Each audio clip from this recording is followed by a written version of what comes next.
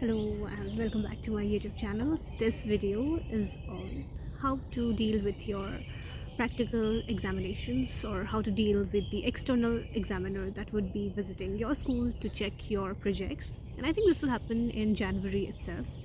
Okay, so now how do you deal with them? First of all, if you are a humanities student, what they will do is that they will see your file and they will ask you questions. Now the questions can be asked either from your syllabus or it can be asked from the topic that you have done your project on. Usually it is on the topic that you have done your project on, but it depends. And do not worry about it too much also, because your teacher or your internal examiner, your subject teacher, will usually tell you ki practice or study for these type of questions. This type of questions they might ask, so they will guide you on that. Okay, now few things that you should remember is that, first of all, see, for your practical marks, that is usually it's 20. I think for geography it is 30. Yes, it is 30 for geography, but for economics, for English, for history, for political science, it's all 20.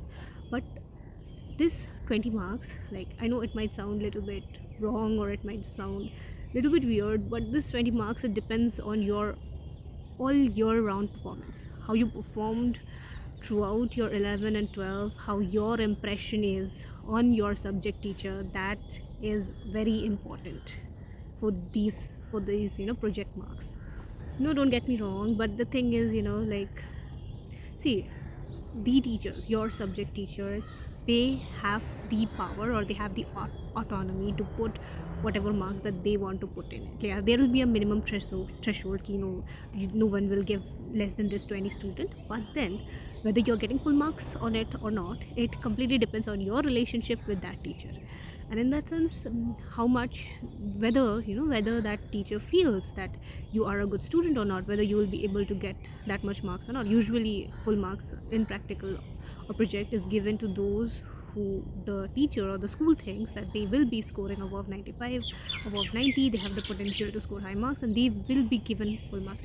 See, whatever your external asks you, even there will be Viva, they will be asking you questions. Even if you are not able to answer those questions, and if you are a good student all year round, you will end up getting full marks in your project. Trust me. Why? Because at the last, this mark is on your subject teacher. Because when the external, they come for the Viva, they will ask your subject teacher, tell me the name of the students whom I should give full marks. Now why do they do this? They do this because when our subject teacher will go to their school for taking Viva or something, that time they also do the same thing. So there's this system of give and take. So it actually is that so that the good students don't suffer. Like sometimes it can happen that someone who has been good in studies throughout the year, but during the Viva something happened and they fumbled or they got nervous and they are not able to answer. So that time if they get less marks, that will affect their percentage in boards, right? So that's why what happens is that usually the external listens to the internal examiner, that is your subject teacher, to put your marks for your practical or your project. But does this mean that you have nothing to do, that you cannot do anything in this matter? No, that is not true. First of all, whenever the external examiner would come, you have to be very polite with them, you have to be very gentle, and please greet them. Do not forget to greet them. It can happen out of nervousness, you forget to greet them, but don't do that. Respect them, and do not try to be over smart in front of them. That, like, do not do anything that will make them angry. Trust me, because if the external gets angry, that time even your internal teacher, that is your subject teacher, will not be able to save you. Okay, so that matters, that you are creating a good impression in front of the external, but again, don't try to be over smart, don't try to overdo it.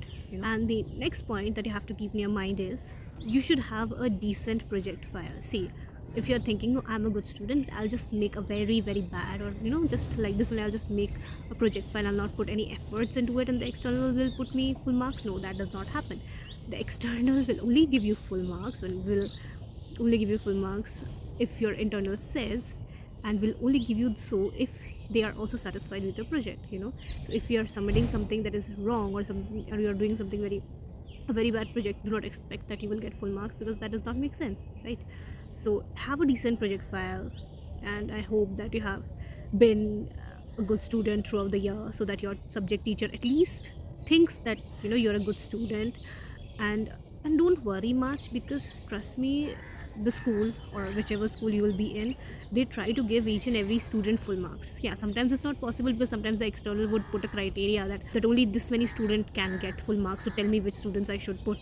So obviously the teachers would name their favorite students, not even the favorite, the ones who are good in studies, because what does the school want? The school wants you to get a good percentage, at the end of the day. That is the aim of the school, that the students from the school score high. So they will obviously put all the students who have the capability, or who might have the chance of scoring high marks, they will give them full marks for sure. So don't worry too much about your practical exam. Even if you're not able to answer one or two, don't take it to heart, but do your best. Be good, be good with the external study, or at least read through your project file before appearing for Viva. Okay, so try to answer all of it, because it will make you feel confident as well for your boards. If you're able to, because usually it's aligned with your board syllabus. If you would be able to answer in front of the external examiner, that would also give you a boost of confidence. Okay, and if a really strict external examiner comes by any chance, which is very rare, but if they come and they're like, no, I will put my own marks, so if that ever happens, so yes, obviously that's why you have to be able to answer, so you have to know what you've written for your project. Okay, so this is it. Don't worry too much about your practical examinations.